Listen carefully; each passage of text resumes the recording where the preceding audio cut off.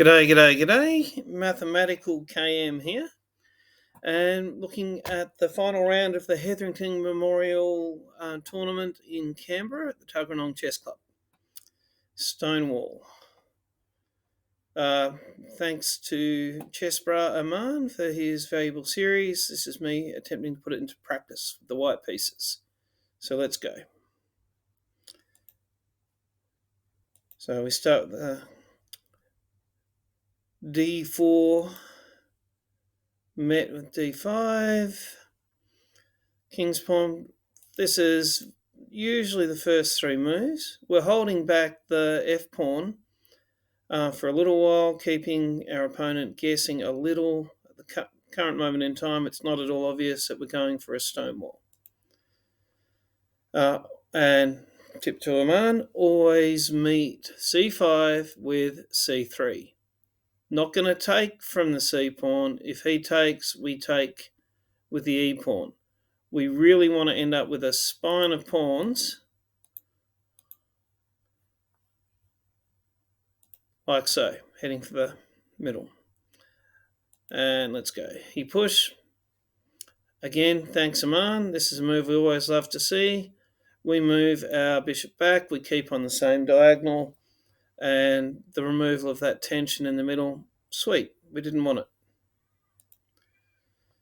His bishop comes out.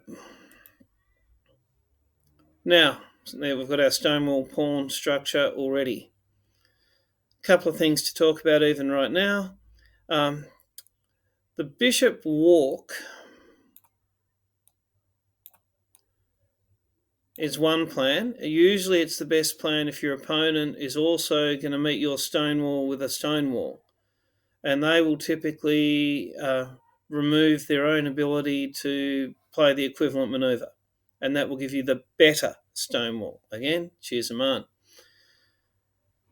The other concern is keeping their knight out of E4. At the moment, it just takes two pieces, our light bishop and potentially this knight. Notice the knight and the bishop both make use of D2. You can't do both plans at the same time. Can't always get everything.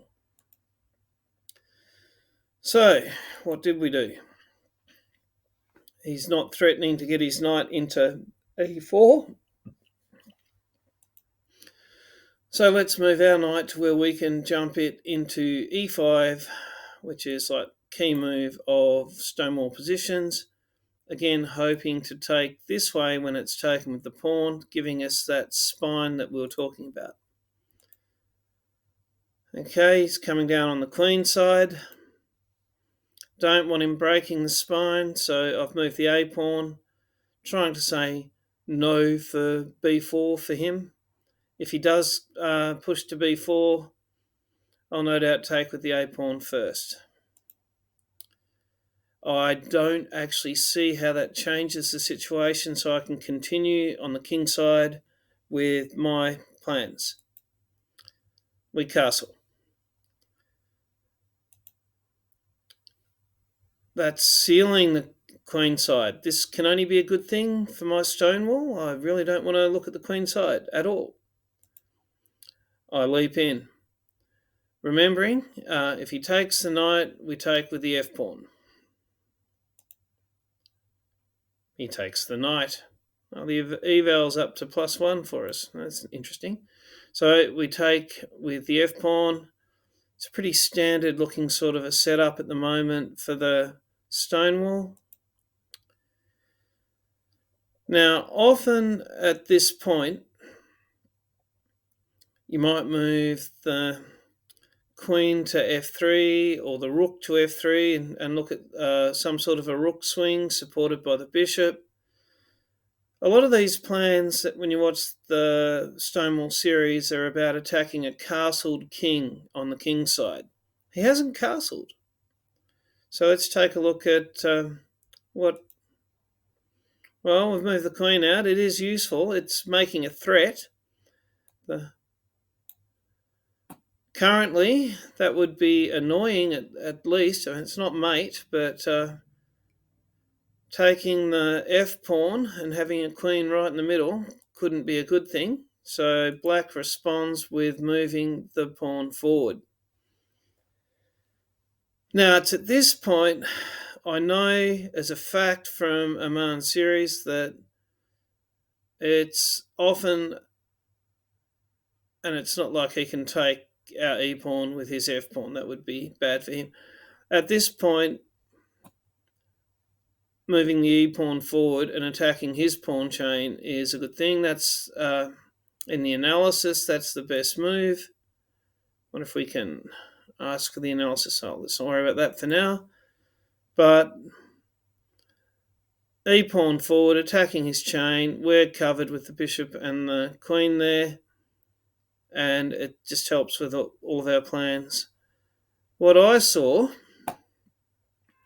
technically it is a little bit of hope chess, and also it really should take away his ability to castle if he plays correctly.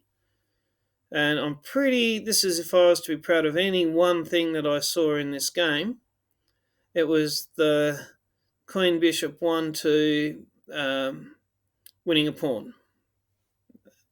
And also getting rid of his castling rights. So let's see if you can see what I saw. It's a little bit of hope chess because actually right now, black to move.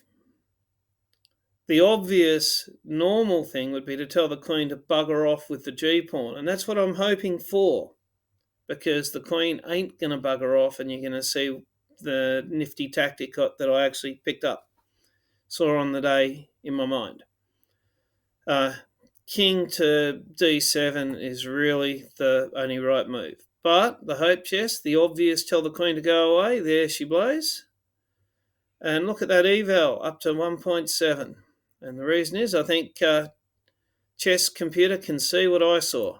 Bang, check. He cannot take my bishop unless he wants to lose a rook. Pretty sweet. Now, unfortunately, my vision didn't go as far as it should. That's correct. Look at the eval, up to 2.9. Is it going to stop? Hindsight is a wonderful thing. Right now, bishop takes e-pawn is just sweet. It is beautiful. On the night, didn't see past, king can take it, which is pretty dumb. But if king takes bishop, queen takes f-pawn, checkmate. That would have been so sweet. And failing that, bishop takes pawn. If the king realises it cannot take the pawn, the king moves, we move the bishop back, and we get 3 pawns. And it's not even 3 pawns for the piece, it's just 3 pawns. And you'd think that would have had to have been a game-winning advantage. They do say that after the clever tactic, the next move's the hardest one to see. It's my excuse, sticking with it. Having failed to realise I could take the pawn, bishop's safe for a second. Still got the advantage, 0.2 of a pawn. Not good, but retreat. Pulled the queen back, knowing full well I'd then be pulling the bishop back. Up to 0.4. But the slight edge instead of the game-winning edge that my tactic should have given me. All right, let's keep going. He's bringing some pieces in. The fight's going to be over here on the king side. Pawn forward. Thinking about bringing the g-pawn forward. Protect the bishop. And if he takes, then I take, and I get an open file for the rook. He moves his queen. Pawn forward, as per the plan. He takes, I take. I've now got a pawn protecting the bishop. The pawn's protected by the queen, and my rook's got an open file. Just needs to, my main problem is these 3. They need to be developed, brought to the fight. Black's got a similar problem. Let's see how we go with that. The bishop, unless that pawn chain collapses, I can't see what that bishop move does. Gives me a move. Let's try and get the knight across. Knight across. He's lining his knights up on my king and on the rook. Connect my rooks. That's interesting. My edge has gone up to 0.9. That was my huge mistake. Look at the eval, 3.1 to black. He has got 2 pieces on my g-pawn lined up on my king. I've only got the 1. Heck of a mistake. Queen to g2 was one option. There are others. Could have moved my knight to where I've moved the queen, giving me the 2 pieces on that pawn. And my rook's protected by my other rook. That probably would have been a better move. Well, they're all better, but queen to g2 or knight to h2. And my opponent's no dummy. He sees he's got 2 to the 1. He takes, I take, he takes, sidestep. He's still up 3.6. So I am going to kick and scream here a little bit. So I had the clever tactic that should have given me the game-winning lead earlier. But let's see how I kick and scream. How do I come back from a game-losing situation? Okay, doubled his rooks, ready to sort of come down. I've got quite a lot of protection there. Put a rook, he takes, I take, he takes, I take, and it's already at 0.00. When you're the defender, you really want trades happening all over the place. Kind of prove that there. It was on black to avoid having all those trades take place. Again, let's trade. Still 0.00. Bishop back. I need to get my bishop across. The black bishop, the dark bishop. Black's dark bishop is the key here, I think. All of my pawns are on dark squares. His light bishop may as well be a ghost. Almost don't care about it. So that's not bad. His light squared bishop's not really going to get to do much. His king's closer, but my knight's doing a good job at keeping the king out. The pawn's there, so he's too far from the H file yet. He's headed for the H file. Bring my king across. The pawn's in the one place his king could have moved. Let's relocate. I thought I can do this. A little bit of an attack. It really doesn't do anything. His bishop can come in, but it really can't do anything. Let's look at it. If black moves his pawn forward, I can take it. If I go to the side, if I move my king here, he can move his pawn forward. Then I can go here, and his king can't come forward, and I get to take the pawn. There's really no way forward for black. I could go check, have him take it with the pawn, take it, and then I've got 2 pawns that I can try and drive forward, but he's got a bishop to help stop it, and his H pawn could go through. The eval's been right on 0.0 for a while. At this point, we shook hands. So I played a tactic that should have given me the game-winning advantage. Beautiful seeing how I could get or at least make him move his king, losing the castling rights. But in the bigger picture, losing his castling rights and being back here in this safe zone wouldn't have been such a big advantage. He really should have moved his king. A little bit of hope chess in it. He moved his g-pawn forward and fell into that trap. Still, you've got to give your opponent the chance to fall into the trap, and he did. It's just a shame that I didn't notice that my bishop could have taken his e-pawn and his f-pawn, and I would have been 3 pawns up for no cost.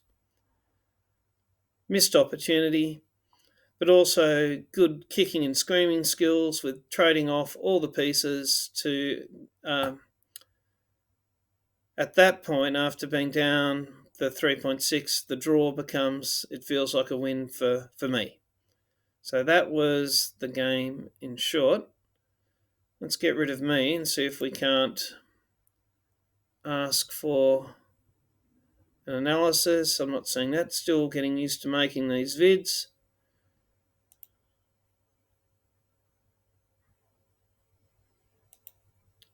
Here we go. And that's not the same game. Well, I'll leave the video there. You certainly had my analysis, and I told you the couple of points that I had noticed of the evals myself, and we had it on the side. But there you go. That was the Stonewall based on Chess Barraman series and some of the concepts and how I implemented them. The Hope Chess ploy that worked, well, that was all mathematical KM. Bye for now.